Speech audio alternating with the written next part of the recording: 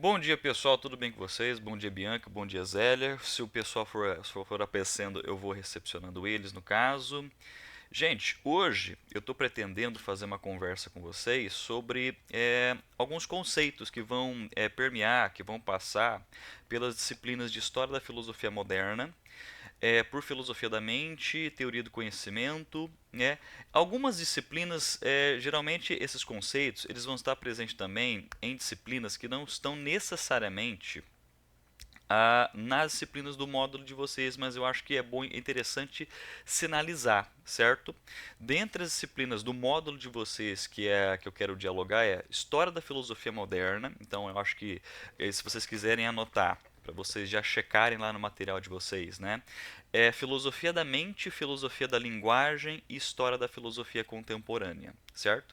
Essas quatro disciplinas lá no módulo de vocês, esses conceitos de conhecimento em mente que a gente vai denotar, pelo menos introduzir hoje, eles vão estar mais fortemente ali nessas quatro disciplinas do módulo. Outras disciplinas de outros módulos podem aparecer nessa discussão, como filosofia da ciência, né, e metafísica.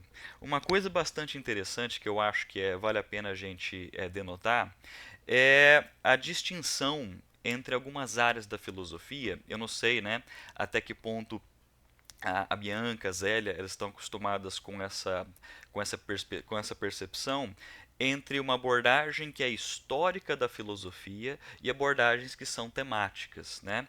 Então, o caminho que a gente vai fazer hoje, eu vou introduzir, né, o cenário histórico das noções de conhecimento e mente na filosofia, mas é claro, já sinalizando quais são os seus diálogos em temas da filosofia. Então, vou repetir: a gente vai introduzir o cenário histórico das noções de conhecimento e mente dentro do cenário histórico-filosófico, pensando qual será então o encaminhamento disso para áreas temáticas. Mas, professor, quais são áreas temáticas?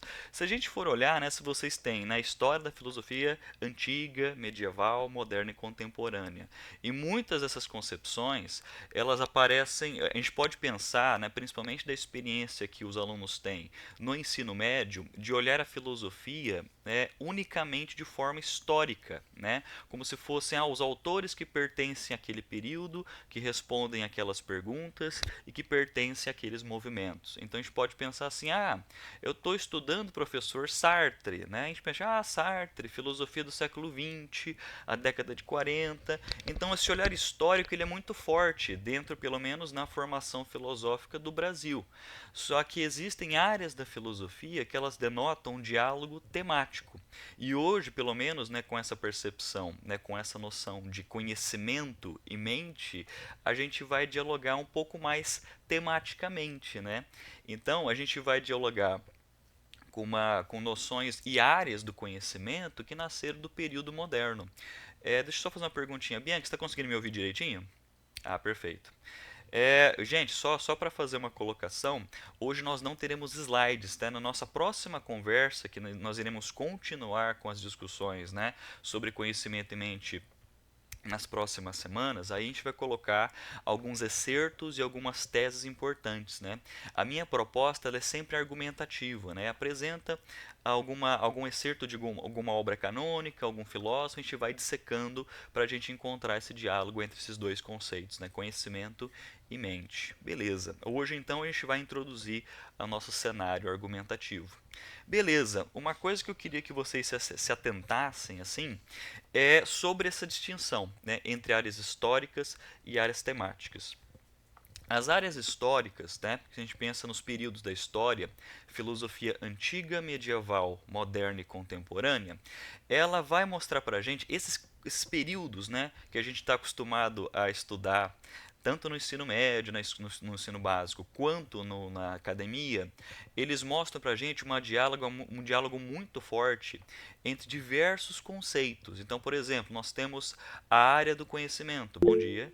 Nós temos a área nós temos áreas que discutem sobre ética. Nós temos áreas que discutem sobre a produção artística. Nós temos áreas que discutem sobre política, certo? Nesse emaranhado de conceitos. Mas nós temos áreas da filosofia. Oh, que bom, Zélia, Viçosa do Ceará. Então nós estamos dialogando aqui com diversas áreas, diversos locais assim do Brasil de uma forma bastante extensa. Perfeito, maravilha. Qualquer dúvida, gente, qualquer observação, vocês podem levantar a mão, tá?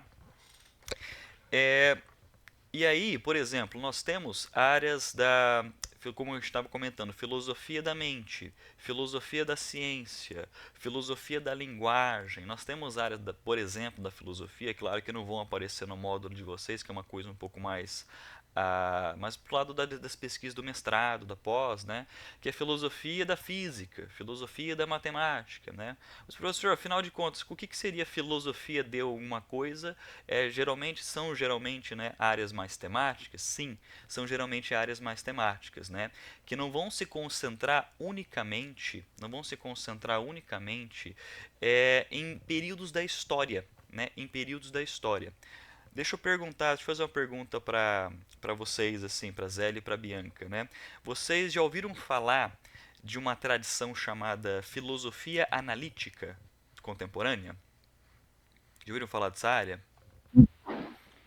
De nome eu já ouvi, Sim, mas eu perfeito. não sei o que que é. Ah, sim. Deixa eu fazer uma pergunta, Bianca. É a sua primeira graduação? Sim, Ah, eu tô no segundo ano, né? Tô no primeiro semestre do segundo ano. que bom, que bom. Então, que legal. Uma coisa interessante já. Ah, beleza. A Zélia já ouviu falar da filosofia analítica. Só para mostrar uma distinção bastante interessante, já que as disciplinas históricas que a gente está utilizando aqui nesse módulo, né, filosofia moderna e filosofia contemporânea, as duas, né, históricas assim, vale a pena a gente denotar a diferença entre. Deixa eu até colocar aqui no chat para a gente dialogar mais facilmente. Tá bem lento aqui, cara. Beleza, aqui.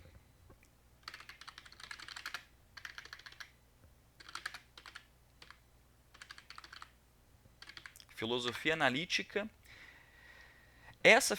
Esse tipo de estilo de filosofia, gente, ela é muito próxima de áreas por exemplo, de pesquisas de língua inglesa. Então, a filosofia analítica é a tradição filosófica contemporânea típicas de países de língua inglesa, certo?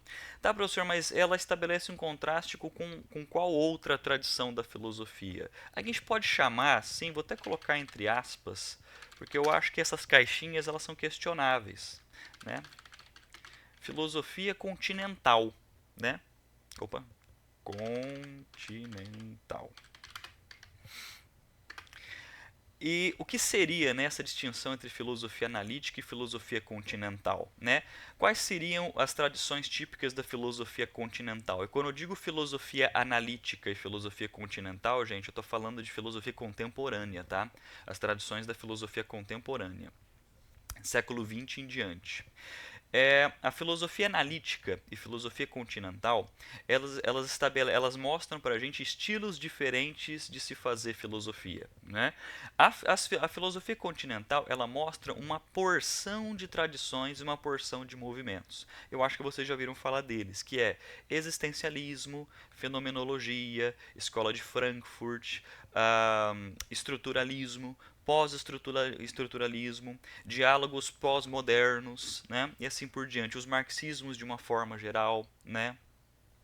Diálogos que a gente pode fazer com outras áreas das humanidades, né, como antropologia, ciência política, ciências sociais. Então, as filosofias continentais, ou seja, né, do continente europeu, quando você fala com filosofia continental, a gente lembra direto de dois países bastante fortes, França e Alemanha. Então, se a gente fala filosofia continental, dois países se mostram de maneira muito forte, França e Alemanha.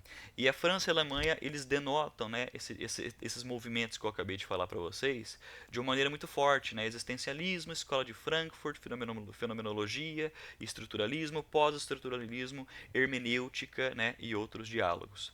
E aí, esse pessoal, né, os autores da filosofia continental, eles estabelecem um diálogo muito forte com a história da filosofia. Então, por exemplo, se vamos citar autores da filosofia continental, contemporânea, vamos supor assim, Sartre, né, Foucault, né, Sartre e Foucault, ou até Heidegger nesse sentido, eles sempre vão dialogar com autores do cânone filosófico. vou repetir, eles sempre vão dialogar com os autores do cânone filosófico. Então, geralmente o Sartre, nós percebemos obras do Sartre, né?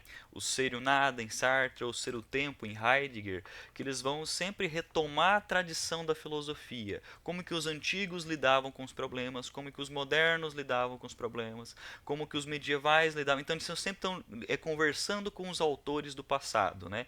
Kant, Descartes, Platão, Aristóteles, Hume. Então eles sempre estão dialogando com esses autores, porque o diálogo com a história da filosofia na tradição continental, ela é muito, muito forte.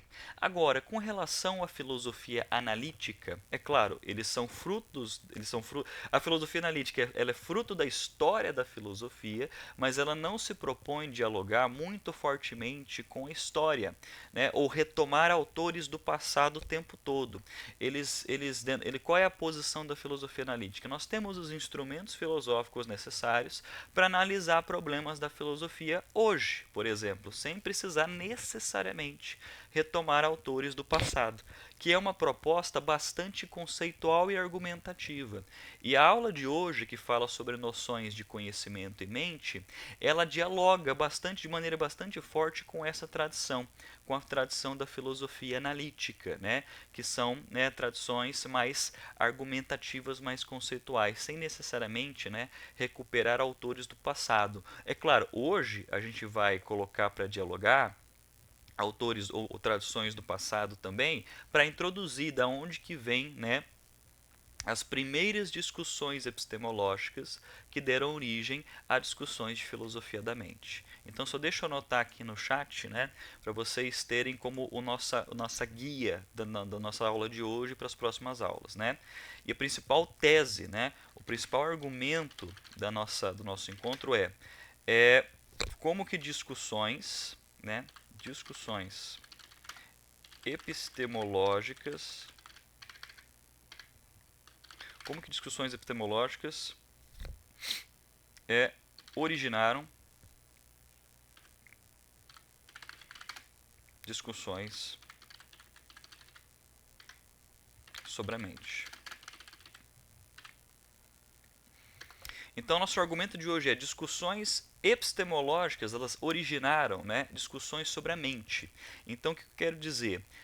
Se lá no módulo de vocês sobre filosofia moderna, história da filosofia moderna, nós percebemos autores como Descartes, como David Hume, como Kant, que são os principais autores das das tradições que geralmente nós estudamos na filosofia moderna, né? Descartes sendo o representante do racionalismo, David Hume sendo o representante do empirismo, o Kant sendo o representante do idealismo alemão ou do criticismo nesse sentido. Quais são as perguntas, né, que os filósofos da modernidade eles estão fazendo, né? Quais são as grandes questões que eles estão dialogando? São questões acerca do conhecimento. Então, filosofia moderna, o ponto principal ali é conhecimento. Mas a filosofia moderna, para a gente entender melhor do que se trata a filosofia moderna, a gente precisa entender qual foi a concepção, né? Qual foi as concepções aceitas da filosofia antiga e da filosofia medieval, que deram origem à filosofia medieval. Porque vamos pensar, a maneira que os filósofos modernos, né, e quando eu digo filosofia moderna, estou falando do século 17 e 18, mais 17, né? 18 nós temos o iluminismo ali de forma bastante forte, mas se a gente olhar para Descartes, né, como filósofo do século 17, quais são as perguntas que eles estão fazendo? Quais são as origens e os limites do conhecimento? Então, vou repetir, quais são as origens e os limites do conhecimento? Então, como que o conhecimento, como que o conhecimento ele se inicia e até onde ele vai? Né? Como que o conhecimento se inicia e até onde ele vai. Então a gente percebe qual é o ponto inicial fundamental do conhecimento e quais são os limites do nosso conhecimento. E quando eu estou falando sobre conhecimento, pessoal, eu não estou falando exclusivamente da ciência, né? Mas professor, qual é a diferença, né, entre nesse cenário que você está falando conhecimento e a ciência ainda não entra aqui? Porque se a gente for colocar questões típicas da área da filosofia da ciência, né, a teoria do conhecimento, que está muito presente na filosofia moderna, ela lida com o conhecimento mais trivial, né? Mais trivial do mundo, né? Por exemplo, quais são discussões acerca da teoria do conhecimento que os filósofos da filosofia moderna estão fazendo? Como eu, sujeito, conheço, tenho certeza e consigo verificar as coisas do mundo, né? Então, por exemplo, como que eu sei que vocês estão aqui nesse exato momento? Quais são as garantias que vocês estão aqui me ouvindo? Quais são, melhor, agora vamos reformular numa pergunta mais filosófica, né? De um jeito mais academicão, assim, né? Quais são os critérios epistêmicos que me garantem que eu sei que vocês estão aqui na minha frente, né? Quais são os critérios epistêmicos que me garantem, né, esse fato, vamos dizer assim? Isso é uma pergunta típica da teoria do conhecimento. Isso é uma pergunta típica que os autores, né, Descartes, Hume e Kant estão fazendo. E isso não necessariamente tem a ver com ciência, porque o que é ciência? Ciência é uma área que ela aplica um método, certo? Né? Mas, professor, o Descartes, ele fala sobre o método dele. Beleza, ele fala sobre o método, mas ele começa de algo bastante básico, sobre o contato que o sujeito tem com o mundo. E nós temos contato com o mundo todos os dias. E todos os dias nós estamos, né, lidando com situações acerca do conhecimento. Vamos supor, antes de vocês entrarem aqui nessa aula, vamos supor, vocês tomaram café, vocês acordaram, né? Vocês saíram da cama de vocês, né? E uma pergunta típica acerca do conhecimento, como que vocês sabem, né, que tudo isso aconteceu? Como que vocês sabem que a memória de vocês de sexta-feira, ontem, é uma memória real, né? Então tudo isso que na verdade tudo isso lida com questões bastante comuns do nosso dia a dia. E falar sobre como que a gente sabe dessas coisas no âmbito comum, no âmbito trivial, são discussões típicas, né, do teoria do conhecimento. Que é a área mais, que se a gente for analisar, é a área mais forte, né, da filosofia moderna. Então, filosofia moderna, se a gente for colocar aqui, ela mostra pra gente, né, muito fortemente uma área da filosofia que chama teoria do conhecimento, que podemos chamar de epistemologia. Beleza, gente? Nada de novo sob o sol, certo? Mas isso aqui é importante a gente entender porque outras tradições vão lidar com essa concepção. E já que a aula de hoje ela é a introdução da noção de conhecimento e mente, né, na filosofia, a gente vai dialogar. Então, já que nós temos dois conceitos, conhecimento e mente, a gente vai lidar com a epistemologia, certo? Escrevi errado de novo. Epistemologia, certo? E filosofia da mente, que são as duas grandes áreas da aula de hoje e que serão, né, novamente as grandes áreas da nossa próxima aula ao vivo. A epistemologia, a teoria do conhecimento, ela lida com as origens e os limites do conhecimento, e a filosofia da mente, ela vai lidar ela vai lidar com a noção de mente e qual é a natureza da mente. Qual é a natureza da mente? Como que a mente se apresenta? Né? Então as perguntas que a filosofia da mente faz a mente, ela é algo material? Ela é algo imaterial? Ela é um processo? Ela é uma relação? Ela é uma característica? Ela é uma palavra que não tem um referente? Então essas são as perguntas típicas da filosofia da mente, né?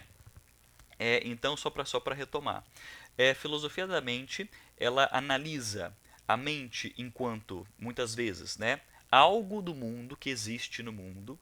Ela analisa a mente como um termo da linguagem. Ela analisa a mente como um processo que dialoga com outras áreas do saber, principalmente neurociência e ciências cognitivas, né?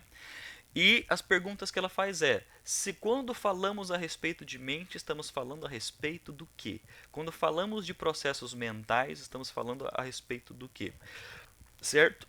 E o Descartes, que é um autor que está tanto na teoria do conhecimento quanto na filosofia da mente, ele é o autor que introduziu essas discussões, né? Lá na filosofia moderna, no século XVII, Descartes, a universidade, a academia, ela fala pra gente que o autor que introduziu, né, ou melhor, reformulou o conhecimento e que deu origem a discussões sobre filosofia da mente é Descartes. Então ele está com um pezinho ali em duas grandes áreas da filosofia, né? A teoria do conhecimento e a filosofia da mente, né? Uma coisa que eu queria deixar bem claro, né? Que talvez uma pergunta que pode surgir. A filosofia da mente, né, quando a gente fala filosofia da mente como uma disciplina separada, né, como uma disciplina que a gente estuda na universidade, ela surgiu de forma muito recente. Ela surgiu no século XX. Mas vocês podem até perguntar, mas professor, o senhor acabou de falar que o Descartes ele introduziu a filosofia da mente. Ele apresentou as primeiras discussões exatamente, que serão abraçadas pela filosofia da mente lá no século XX, né? Ah, mas professor, então a gente pode dizer que essa área separada da filosofia da mente, ela já existia lá no período moderno com Descartes? Ela não existia enquanto área separada, né? Enquanto área separada da academia, ela surgiu apenas no século XX, enquanto uma área separadinha. Porque lá na filosofia, lá no período moderno, século XVII, falar sobre conhecimento e mente era falar sobre o mesmo cenário. Então, por exemplo, falar sobre metafísica, falar sobre teoria do conhecimento, falar sobre mente, falar sobre por exemplo, questões sobre o fenômeno, eram todas áreas semelhantes. Então você não tinha essa separação que nós temos hoje na universidade. Por exemplo, a aula de hoje ela dialoga com pelo menos três áreas temáticas: teoria do conhecimento, filosofia da mente e filosofia da linguagem, certo? É claro, no módulo de vocês, né, nesse módulo, vocês não estão vendo teoria do conhecimento, né? Mas ela dialoga com teoria do conhecimento, né? Ela dialoga de maneira bastante forte, né, com áreas temáticas, que iniciou-se lá na filosofia, no período moderno, século XVII, XVIII, e que consequentemente geraram uma área da filosofia lá no século XX, que podemos chamar de filosofia da mente, né? Então, o principal argumento da aula de hoje, como eu coloquei aqui para vocês, né, como que discussões epistemológicas, ou seja, discussões acerca do conhecimento, deram origem às discussões que nós fazemos acerca da mente hoje, por exemplo, né? Nós nos estamos acompanhando recentemente, né, discussões sobre inteligência artificial, certo? Então, as discussões sobre inteligência artificial que é muito forte beleza, as máquinas, inteligências que podemos chamar de artificial, elas têm autoconsciência, elas podem pensar e estabelecer ligações de pensamento e raciocínio como um ser humano faz? E isso são perguntas típicas da filosofia da mente. Isso são perguntas típicas, inclusive, da filosofia da mente hoje, né? Se é possível falar, né? Vamos forçar um pouco o argumento. Será que o chat GPT, né, ele tem autoconsciência e consegue estabelecer as mesmas linhas de pensamento que um ser humano, né, ele faz? Existem filósofos na tradição que defendem, sim, ele é possível que estejamos próximos ou que já estejamos num cenário onde isso acontece. Mas existem outros filósofos que dizem não, porque o ser humano ele tem uma forma, uma característica bastante forte do que é o pensamento, o que estamos chamando de pensamento em máquinas ou de maneira artificial, é um outro jeito da gente analisar. Então são cenários diferentes. Então nós temos filósofos que apresentam argumentos bastante diferentes aqui, né? Uns que defendem sim, essas coisas são semelhantes, outros dizem não, essas coisas não são semelhantes. A gente vai dialogar consequentemente com os filósofos da filosofia da mente que mostram esses argumentos. Mas para a gente caminhar até lá, a gente precisa entender como que discussões acerca do conhecimento deram origem a discussões da filosofia da mente. Então, Descartes, ele é considerado, né, vou colocar aqui, como até a própria Zélia comentou aqui no chat, né, penso logo existo.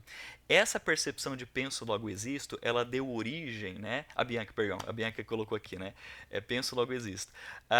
Ela deu origem a uma coisa muito forte e uma coisa muito significativa, inclusive para o pessoal que faz o curso de psicologia.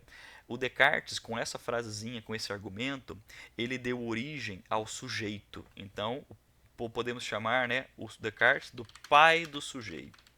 Pai do sujeito. Descartes é o pai do sujeito, ou seja, antes de Descartes, na filosofia, nós não tínhamos uma noção muito clara do que era o sujeito. Como assim sujeito, professor? Nós não tínhamos muito claramente a noção de subjetividade, certo? A noção de subjetividade, ela é classificada de uma maneira muito mais clara com Descartes. É claro, se a gente for pesquisar, se a gente for, por exemplo, dialogar com a pesquisa acadêmica recente, a gente pode perceber que isso é uma convenção da universidade. A gente chama o Descartes como o pai da subjetividade, o pai do sujeito, mas a gente consegue perceber sim uma antecipação dessa noção antes de Descartes. Tipo, lá na Idade Média, por exemplo, nós tínhamos autores que estavam ensaiando essa noção, né, de sujeito, né, ser sujeito. Mas nós temos uma concepção muito mais clara depois de Descartes. Então ele fundou a subjetividade, o sujeito, os limites, a origem, os limites do conhecimento no sujeito, as percepções do sujeito, como posso dizer, os caminhos internos do sujeito, os conhecimentos inatos que o sujeito carrega em si. Então ele é o pai, né, da subjetividade e do sujeito que conhece o mundo, né? Mas professor, por que o Descartes ele funda o sujeito? Por que ele é o pai do sujeito e ele está respondendo a alguém? Ele está contrapondo alguém na filosofia? Descartes e os filósofos modernos, eles estão respondendo, eles estão apresentando um contraponto a um grande, né, autor da antiguidade. Esse autor é Aristóteles, né? Então Descartes ele vai responder, e autores da modernidade, eles estão respondendo a Aristóteles. Como assim estão respondendo a Aristóteles? Porque até Descartes, né, antes dos filósofos modernos, Aristóteles ele era a autoridade em termos de conhecimento. Você tinha a percepção aristotélica e os argumentos aristotélicos, eles foram assumidos como as grandes respostas do mundo antigo e principalmente do mundo medieval. Então, no mundo medieval, Aristóteles ele era uma autoridade em relação ao conhecimento. É claro, quando estamos falando do período medieval, estamos falando, né, do período da Igreja Católica, estamos falando de filósofos, né, da patrística e da escolástica, e principalmente no âmbito da escolástica, né, na filosofia medieval, Aristóteles ele era uma autoridade. Então, se você vamos pensar assim, né? Conhecimento no período medieval. Se você quisesse conhecer filosoficamente o mundo e os limites do mundo, a autoridade para esses caras, né, era Aristóteles. Só que, por que os filósofos modernos como Descartes, né, eles estavam respondendo a Aristóteles? Por que eles estavam se distanciando de alguns argumentos de Aristóteles? Não estou dizendo, gente, que os filósofos modernos vão jogar Aristóteles no lixo, não é isso? Não. Mas eles estavam identificando limites em relação aos argumentos do Aristóteles, né? Porque pensa só, século XVI, XVII, surge, começa a engatinhar, né? Ali no século XVI, XVII, uma área muito importante, por exemplo, hoje, né? Que é a ciência moderna. E a ciência moderna, ela só surge, gente, ela só surge se quando esses grandes filósofos modernos responderam a Aristóteles nesse sentido, né? Porque Aristóteles, vamos pensar no grande argumento de Aristóteles, né? Os astros, a percepção dos astros para Aristóteles, eles estavam fixos no céu. Né? A Terra, ele era o centro, se a gente for olhar, né? A Terra era o centro do universo, os astros estavam fixos no céu, os objetos eles tendem a voltar para o seu local de origem, são todos, né, observações de Aristóteles. E se a gente for pensar, né, na presença de Galileu, né, de Newton, de Copérnico, que são, vamos dizer assim, os primeiros cientistas modernos, né, principalmente Galileu e Copérnico, eles foram autores que perceberam diferenças muito fortes, né, em relação às visões de Aristóteles e aquilo que eles estavam observando, né, com os instrumentos e aquilo que eles estavam observando no mundo. Se a gente for notar na história da ciência, Galileu, ele percebeu, né, astros que se moviam, astros que não estavam fixos no céu a partir da percepção dele. Então, se Aristóteles ele diz para a gente lá na tradição da filosofia que os astros estavam fixos no céu, mas as observações que estamos fazendo contradizem essa observação, então percebemos o momento, né, onde nós temos uma crise de conhecimento, onde certos argumentos que foram assumidos como autoridade, eles começam a apresentar algumas dificuldades. Surgem então as primeiras discussões da filosofia moderna. Vamos reformular o conhecimento.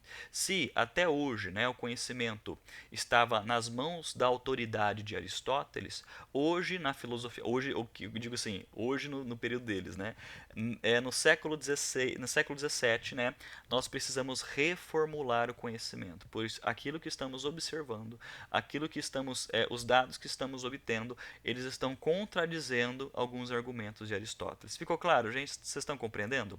Perfeito? Qualquer dúvida vocês podem levantar a mão. É só uma introduçãozinha para a gente, né, colocar colocar ordem na ordem, nos elementos conceituais. Voltando, quais são nossos principais conceitos dessa aula? Conhecimento e mente. Consequentemente, né, se você reformula os argumentos de Aristóteles, você reformula a concepção de conhecimento. Então, o Descartes ele precisou fundar o sujeito, ele precisou fundar a subjetividade. Por quê? Porque todo conhecimento para Descartes começa no sujeito. Todo conhecimento começa no sujeito. Então, é claro, para Descartes nós temos, né, nós temos, por exemplo, um início muito forte. A gente vai ver isso mais claramente nas próximas aulas, né? Para Descartes, né, o ponto mais importante, né, para o conhecimento é a razão, né? É aquilo que ele vai chamar de cogito, né? A Bianca colocou aqui, penso logo existo, né? Cogito ergo sum, né? Então, a gente fala sobre o cogito. Então, o que é o cogito pro Descartes, né? Eu vou até colocar aqui que é uma coisa muito forte nas discussões de história da filosofia moderna e teoria do conhecimento. Cogito é igual a, né, o eu penso. Eu penso. Então, se você tem aqui, né, cogito ergo sum, né, o eu penso é o sujeito. O eu penso é a fundação, então Descartes ele funda com esse eu penso, com esse cogito, né, o sujeito. Então todo conhecimento começa com o sujeito, né? E isso é uma resposta direta, né, às tradições aristotélicas, à tradição aristotélica de conhecimento. Porque a tradição aristotélica de conhecimento, você não tinha claramente esse sujeito que conhece o mundo. Porque você não alicerçava todo o conhecimento, né, no sujeito. O conhecimento já estava ali, certo? O conhecimento já estava sendo estruturado a partir de concepções metafísicas, né? Nas aulas de filosofia antiga e medieval a gente vai ter isso de maneira mais clara, certo? E o Descartes, o Descartes ele vai, digamos assim, responder os autores da filosofia moderna, eles reformulam o conhecimento e um ponto fundamental da filosofia moderna é o surgimento do sujeito, certo? É o surgimento do sujeito. É ali, gente, é exatamente ali, com a fundação do sujeito em Descartes, com a reformulação do conhecimento, que a ciência moderna ela assume a sua cara que a gente percebe hoje, certo? Quem conhece o sujeito? Como que ele conhece? A esse como ele conhece, você vai ter diferentes autores respondendo, apresentando respostas diferentes em relação a como que o sujeito conhece. Obrigado, Zélia, muito obrigado. Mas, por exemplo, Descartes ele responde a pergunta como que o sujeito conhece. Então, a base fundamental para Descartes é a razão.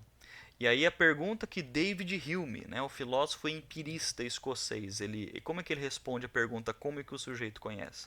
Hume vai falar, ele conhece pela experiência, pelos dados dos sentidos, pelos sentidos que nós temos, certo? Beleza, mas apareceu um outro autor, que é o Kant, né? Vou colocar aqui as três figuras fundamentais da filosofia moderna, né?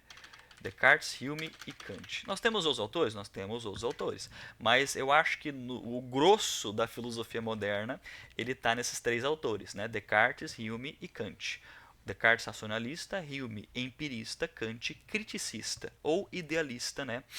O idealista transcendental. Essas terminologias a gente vai entender mais fortemente nas próximas aulas, né? Então, se a gente chegasse e perguntasse para Descartes como que o sujeito conhece o mundo? Descartes fala, é pela razão. Como que o sujeito conhece o mundo, Sr. Hume? Ele fala, pela experiência. Mas como que o sujeito conhece o mundo, Sr. Kant? Ele fala assim, o conhecimento do sujeito começa com a experiência, mas ela não permanece na experiência. Kant vai dizer, vou repetir o que o Kant diria. O conhecimento do mundo ele começa com a experiência, mas ele não fica com a experiência, não permanece na experiência. A gente pode adquirir conhecimento pelas vias simplesmente racionais. Me dá um exemplo, professor? Beleza. Vamos supor, né? Você saber que 2 mais 2 é igual a 4, você não precisa observar nada do mundo para você chegar a essa conclusão. Porque você opera o raciocínio matemático completamente racional para chegar a essa conclusão. E é um conhecimento. Para você perceber que 3 mais 2 é igual a 5, você não precisa observar o 3, o 2 andar no mundo assim, para você chegar nesse conhecimento. É um conhecimento que você atinge unicamente utilizando a razão. Então Kant ele fala, não, todo conhecimento do sujeito ele começa com a experiência. Então para a chavinha de ligar do conhecimento do sujeito, ele começa com os dados sentidos, mas elas não permanecem na experiência. Nós conseguimos chegar atingir conhecimento, né, por exemplo, pela matemática. Pelo uso puramente racional, nós podemos conhecer as coisas. Então, o Kant, se vocês perceberam, ele é uma, digamos assim, uma mistura entre um racionalista e um empirista. Então ele consegue conciliar muito bem essas tradições. Ele conseguiu conciliar muito bem o racionalismo e o empirismo, certo? Ele vai chamar, é claro, né, de idealismo transcendental ou criticismo. Então vou colocar aqui para vocês, se vocês quiserem anotar, né, Kant, né, idealismo transcendental ou criticismo. Depois, nas próximas aulas, a gente vai dissecar esses termos, né, idealismo transcendental e criticismo. Então, gente, tranquilo? Por aqui tranquilo? Qualquer coisa vocês podem chamar atenção. Então, as nossas discussões agora, né, até agora, elas foram em direção a conhecimento, tá? A conhecimento. Como que a noção de conhecimento na filosofia moderna, ela mudou. Então, por exemplo, nós tínhamos uma noção de conhecimento lá na filosofia antiga. Lá com Platão e Aristóteles, por exemplo, nós tínhamos uma noção de conhecimento na filosofia medieval. Era muito próxima da noção de conhecimento dos antigos, mas na filosofia moderna, né, a noção de conhecimento ela vira chave. Ela muda radicalmente, né? A noção de conhecimento na filosofia moderna ela assume uma diferença radical. Qual é a principal mudança, né, da noção de conhecimento na filosofia moderna? É a noção de sujeito. Surge ali o sujeito. Você dizer que tudo começa pelo sujeito, ou seja, o conhecimento começa pelo sujeito, é uma mudança radical, certo? Uma mudança radical. Porque ali que você coloca um ponto inicial. O Descartes, quando ele funda o sujeito, né, ele diz que ali estão as origens e os limites do conhecimento. O sujeito ele é a origem e é o limite do conhecimento. Existem coisas que o sujeito ele pode conhecer, mas existem coisas que o sujeito não vai conhecer devido às suas limitações, certo? O Kant, né, que é o autor que finaliza, né, a história da filosofia moderna, vamos dizer assim, não finaliza, mas é um dos tá ali no finalzinho assim da filosofia moderna. Ele fala que existe um cenário que o sujeito não pode conhecer. E quais são os conceitos que o Kant está falando que o sujeito não pode conhecer? E existem noções que o sujeito ele não pode conhecer, certo? Mas ele não está dizendo que não estão ali, mas ele não pode conhecer. Quais são essas concepções segundo Kant? É Deus, alma e liberdade. Deus, alma e liberdade, o sujeito não consegue conhecer, certo? Mas aí, toda vez que isso aparece, e isso geralmente nas aulas de filosofia é muito forte. Mas o professor Kant está dizendo que essas coisas não estão no mundo? Não, não. O Kant ele vai dizer, elas estão ali. Porém, nós não conseguimos conhecer, porque isso extrapola o nosso conhecimento. Deus, alma e liberdade são noções que extrapolam o conhecimento humano. Existem coisas que fazem parte, que são objetos de conhecimento, né? Nós temos objetos do mundo que são objetos de conhecimento, né? Mas existem coisas que não são objetos de conhecimento porque o sujeito não consegue conhecer. E Deus, alma, liberdade por Kant são coisas que o sujeito ele assume, ele pressupõe, mas ele não consegue conhecer devido à sua limitação. Certo? Ficou claro, gente? Então, isso é bastante importante, porque esses autores da filosofia moderna, Descartes, Hume e Kant, eles estão estabelecendo os fundamentos do conhecimento. Eles estão, ou melhor, né, eles estão refundamentando, né, o conhecimento que, até o período deles, foi da filosofia antiga. Né? Então, até Descartes, a noção de conhecimento é a noção de conhecimento dos antigos. Ou seja, a diferença entre a noção do que é o conhecimento real, o do que não é conhecimento, se nós lembrarmos lá de Platão, né? O real conhecimento se dá nas ideias. O real conhecimento se dá nas ideias. Existe aquele plano lá do mundo das ideias. Lá reside conhecimento. Né? O mundo sensorial, ele não é o mundo do conhecimento, porque é o mundo que muda, é o mundo de coisas que perecem, que elas passam. Então o conhecimento não está aqui, está ali naquele plano. Então, mas aí a pessoa pergunta, mas como que a gente chega lá, professor?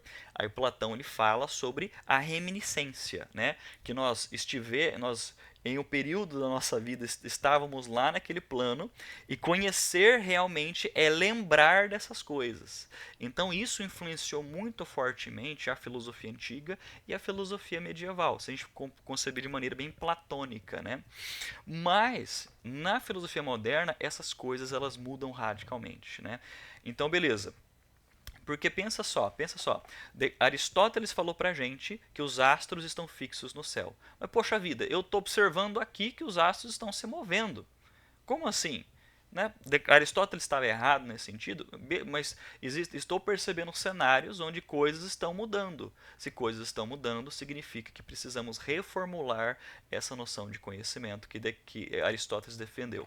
Precisamos reestruturar. Beleza, eu estou observando essas coisas. Aí eles pensaram, da onde que começa o conhecimento? Ah, começa com a gente.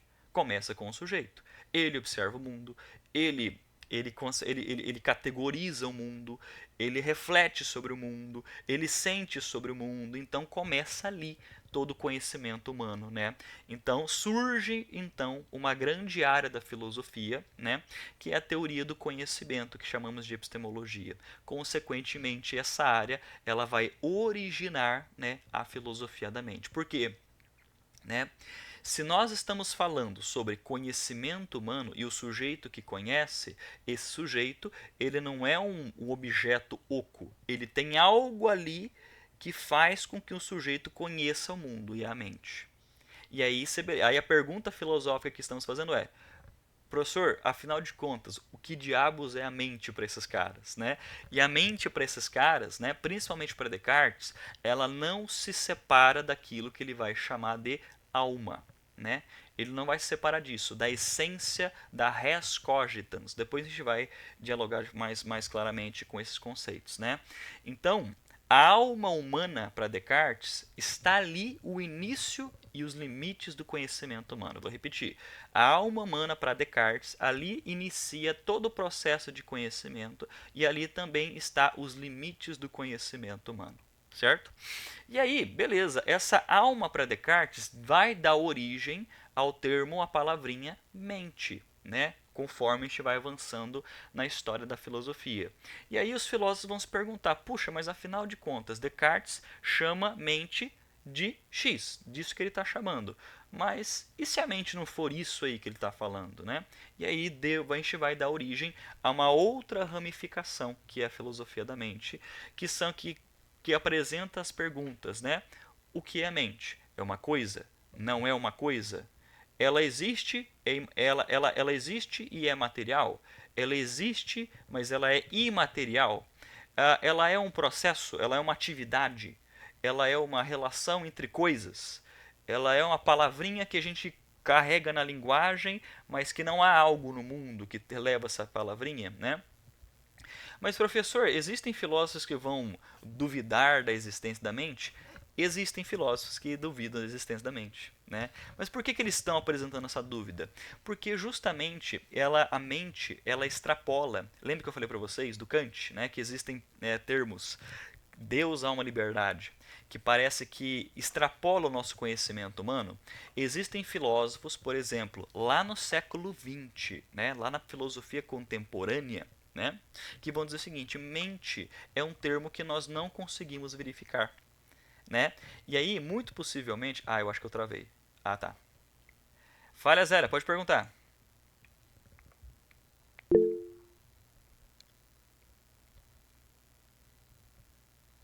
Alô, Zélia, pode perguntar.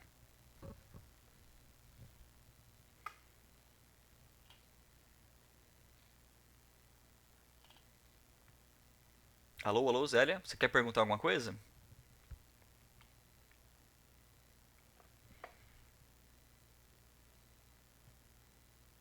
Foi engano, perdão, beleza. Não, tranquilo, só recuperando, gente.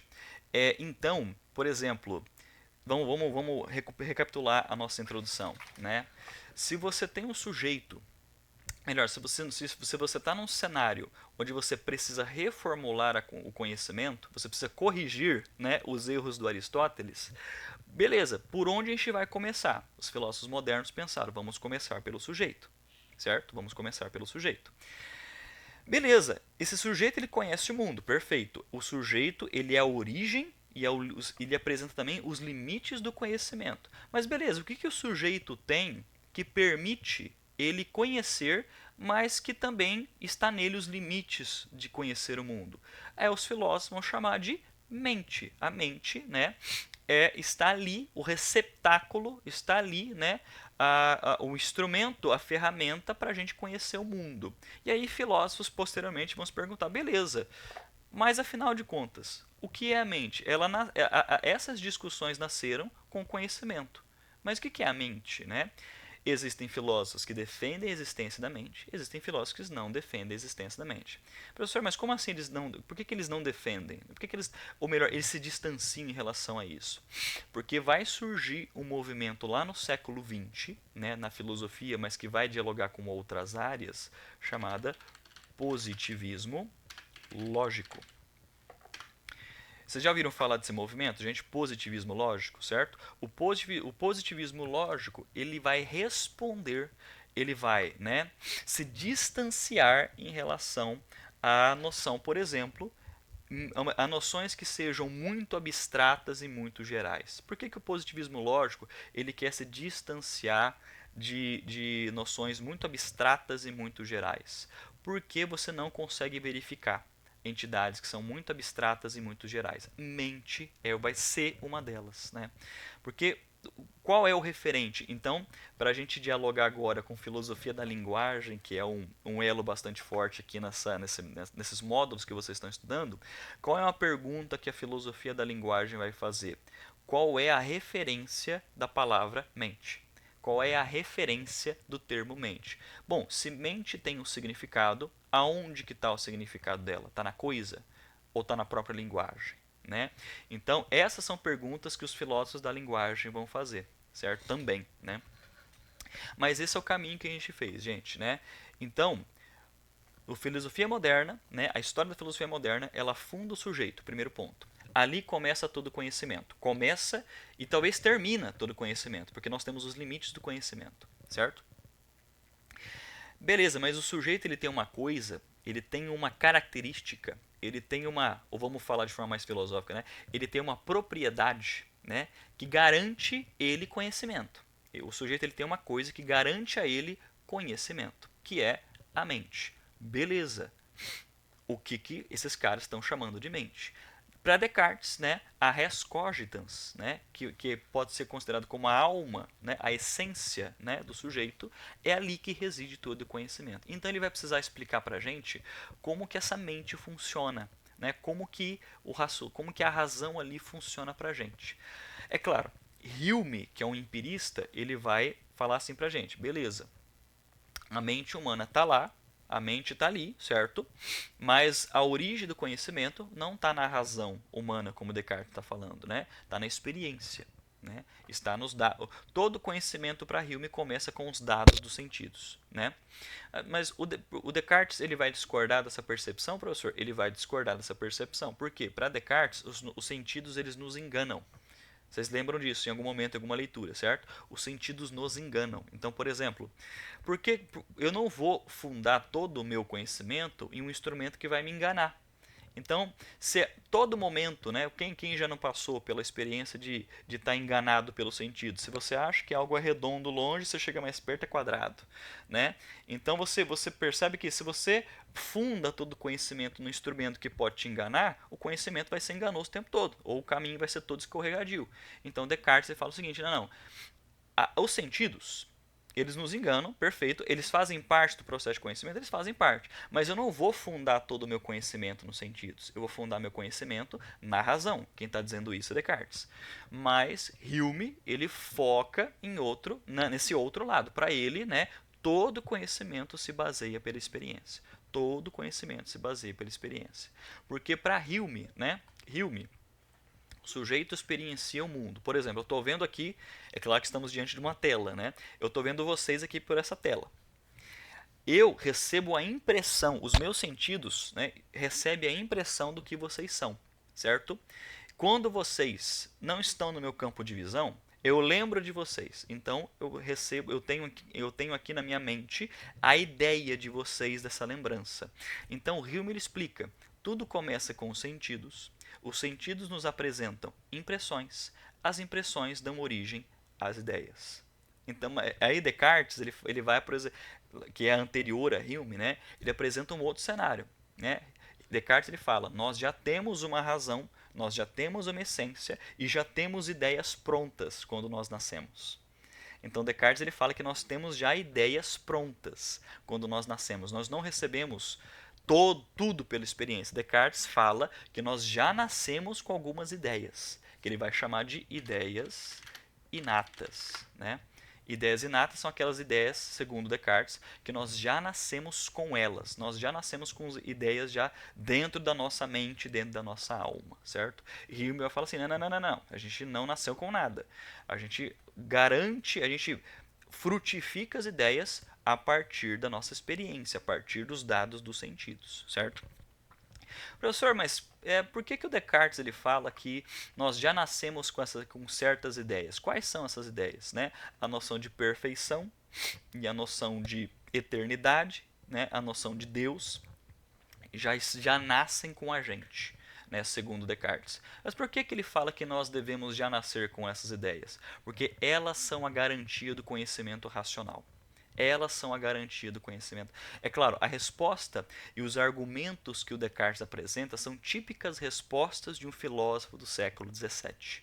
Né? São típicas, né, respostas do século. É claro, hoje em dia, quando se fala mente, quando se fala conhecimento, é claro que muitas coisas mudaram também. Se a gente pensar nas práticas científicas, se pensamos, né, na neurociência, nas ciências cognitivas, muita coisa mudou. Mas tudo isso se originou com essas discussões, né, cartesianas, né, lá no século XVII. Então, o Descartes ele precisa argumentar que nós já nascemos com certas ideias, porque é por causa dessas ideias na nossa mente que a nossa razão funciona, né, adequadamente para formular conhecimento. Ficou claro, gente? Ficou tranquilo? Então, para finalizar, estamos já finalizando a nossa introdução, as nossas primeiras discussões do que são as noções de conhecimento e mente, né? Vamos recapitular. Nós temos a filosofia moderna, que ela reformula o conhecimento. Por onde que ela reformula o conhecimento? Ela funda o sujeito. Tudo começa com o sujeito. Ali está o início e o limite do conhecimento. Mas o sujeito, claro que cada filósofo da modernidade vai dar respostas diferentes de como que o sujeito conhece, certo? Cada um vai apresentar um argumento, a gente vai esmiuçar esses argumentos. E beleza, mas uma coisa muito importante surgiu na filosofia moderna e com discussões sobre conhecimento. Surgiu a mente, surgiu os processos mentais na filosofia. E a pergunta que a gente vai responder conforme a gente vai avançar, e a gente vai avançar para a filosofia contemporânea, o que diabos é a mente? É uma coisa? Não é uma coisa? A gente vai responder isso mais claramente nas nossas próximas aulas. Bianca, Zélia, tudo tranquilo com vocês? Tranquilo? Podemos encerrar por hoje? Tranquilo? Vocês têm alguma dúvida, alguma pergunta? Pode falar. Eu gostei bastante da aula. A minha próxima disciplina, se eu não me engano, vai ser sobre a história da filosofia moderna e eu vou aproveitar, como você falou sobre o Descartes, Certo. eu chamo de Descartes. Sim, normal, tranquilo. Eu vou aproveitar e vou ler um pouco mais sobre Sim. ele, vou pesquisar um pouquinho sobre o Kant, o Hume, né? Isso. Vou Ui. dar, que vai ajudar bastante para me dar aquela contextualizada para minha próxima Não, disciplina. perfeito. Essa a questão do sujeito, né, do conhecimento, começar e terminar dentro do sujeito lá do Descartes, essa coisa toda, eu vou aproveitar e vou puxar o contexto. Gostei muito da aula e vou assistir às próximas e eu agradeço muito, viu? Opa, eu agradeço, Bianca, eu agradeço a Zélia também, agradeço, Zélia. E isso é um ponto bastante interessante, Bianca. Então, uma sugestão que eu faço, né, com relação. Ah, professor, quais leituras, né, para as nossas próximas aulas? Dá uma olhadinha, né, Zélia e Bianca, dá uma olhadinha em Descartes. Então, já vai lá no módulo de filosofia moderna e já dá uma lidinha um pouco mais aprofundada sobre o Descartes, beleza? E aí, eu vou até conversar com a Brenda, que é a tutora de vocês, para já indicar tipo leituras complementares, né? Nós temos artigos muito bons que podem auxiliar também, que pode auxiliar a complementar o material que vocês têm ali no módulo. Então, começando pelo Descartes, começou então de maneira mais adequada com essa noção de conhecimento em mente. Perfeito? Gente, um bom sábado para vocês, muito obrigado. Qualquer dúvida, estamos aí, tá? Falou! Muito obrigado, Zélia.